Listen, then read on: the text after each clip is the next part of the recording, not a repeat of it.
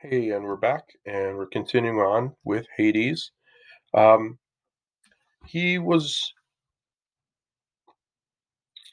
very moody, right? And Hades ruled the dead, and he was assisted by demons who he had complete authority over. He strictly forbade subjects from leaving, and when they did, he was very upset. Um, right, so let's see, where am I going here? Oh, this is a really cool story. I love this story. The story of Persephone. Now, Demeter was the goddess of agriculture, right? She was the sister of Zeus and the mother of the beautiful, beautiful Persephone. And one day, Persephone is gathering flowers in a meadow. And one day, when a huge crack opens in the earth and Hades comes out of underworld, well, he falls in love with Persephone and he seizes her and he carries her off back down to his realm, where she becomes his queen. Now, Demeter can't find her anywhere. Where she finds out where her daughter is, she's heartbroken. And during this time, the crops wither and it becomes winter, right? So at length, Hades is persuaded to surrender Persephone for one half of a year by Zeus.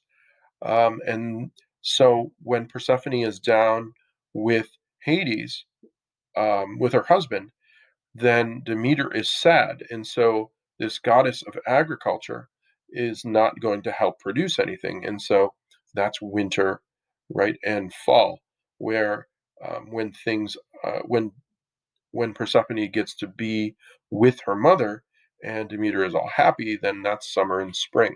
So that's kind of a cool story. I love that story. Going through here, Hermes, the messenger god. He's the son of Zeus and a mountain nymph, because, Zeus. And let's see, it was really interesting. He found the empty tortoise shell and perceived that he could turn it into the first lyre. Um, let's see, he's always been known to be helpful to mankind. And let's see, his symbol is this divine staff. Um, and there was a situation where Um, he used the staff to separate two fighting snakes, which had twined themselves together in peace, and that's kind of where we get the symbol, the medical symbol, right? It was his job to convey dead souls to the underworld, and he was the patron of travelers. And let's see, um, and I think that's all about Hermes. Moving on, Festus. He was a lame god who um, was the god of fire and blacksmiths. It was his job to make Zeus's thunderbolts, and he was born lame, and which caused his mother to throw him off Mount Olympus. Um, there's a bunch of different stories about that.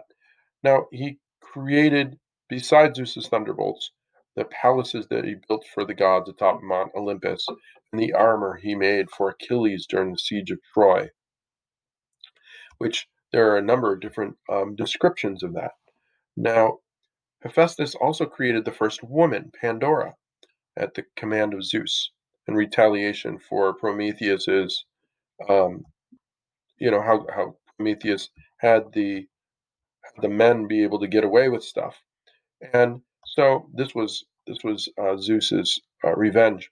Pandora was given to Epimetheus as his wife, and for her dowry she brought a jar filled with the evils of the world.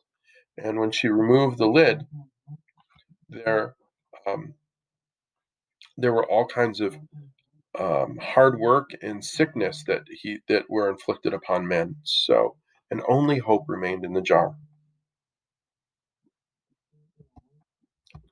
All right. Next, we move to Dionysius. Um, Dionysus was the son of Zeus and a mortal, and the Roman version is Bacchus.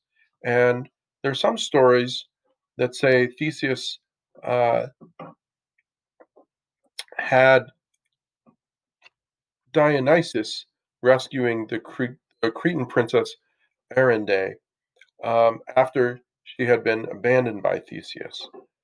Dionysus is the god of wine, and it's also Dionysus who granted Midas the power to turn whatever he touched into gold. then was kind enough to take the power back when it obviously was quite inconvenient.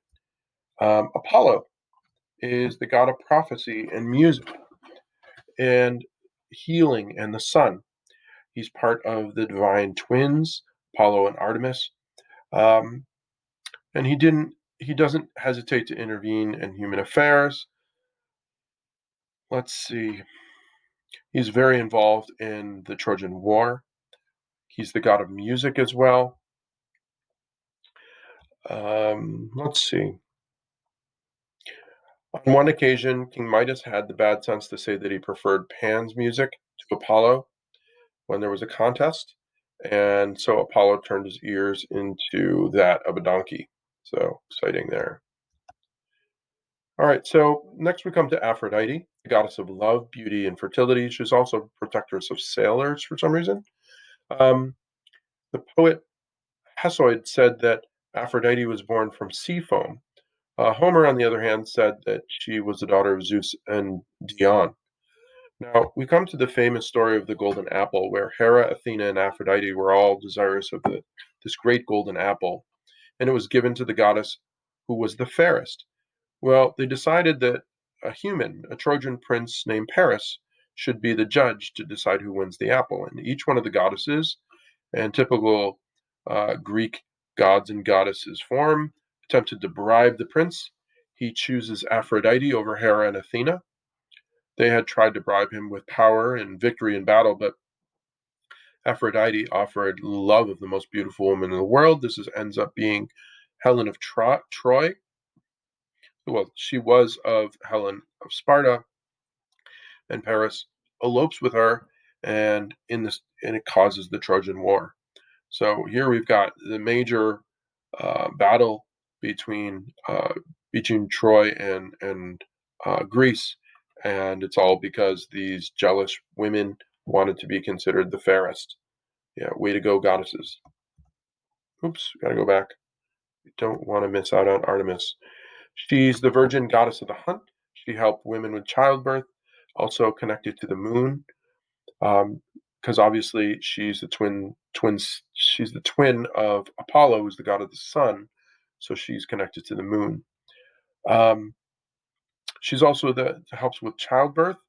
It's said that she was born first, and that she actually helps her mother deliver Apollo. Um, let's see. When Apollo noticed that Artemis was spending a great deal of time hunting with this giant Orion, he decided to put an end to it, and he challenged Artemis to prove her skill with the archery by shooting this object floating far out to sea. She shoots perfectly, and the target turns out to be the head of Orion. So she takes her arrow and sends Orion into the sky, and there we have Orion still, one of the most easy constellations to see in the sky. She's generally depicted as a young woman, um, and carrying a bow. She's often accompanied by wild creatures. Let's see. All right, next we come to one of the most famous goddesses, Athena. This is the goddess of wisdom, crafts, domestic arts, and those of war.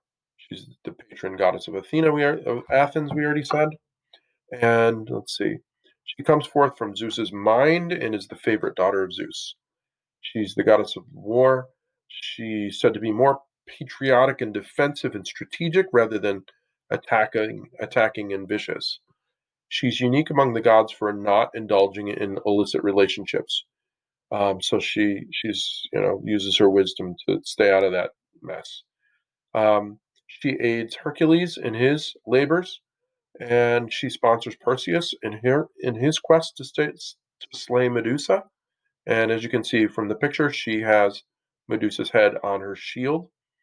She's the major protagonist in Homer's account of the Trojan War, helping the Achaeans, Achilles and Odysseus, with wisdom and strategy to win the day. Ares, the god of war. And this is kind of more that aggressive uh, side of war. Now, he's depicted as arrogant and brash and a braggart. Nobody really likes him. He's very handsome, but he's vain. And very few people have positive opinions of Ares.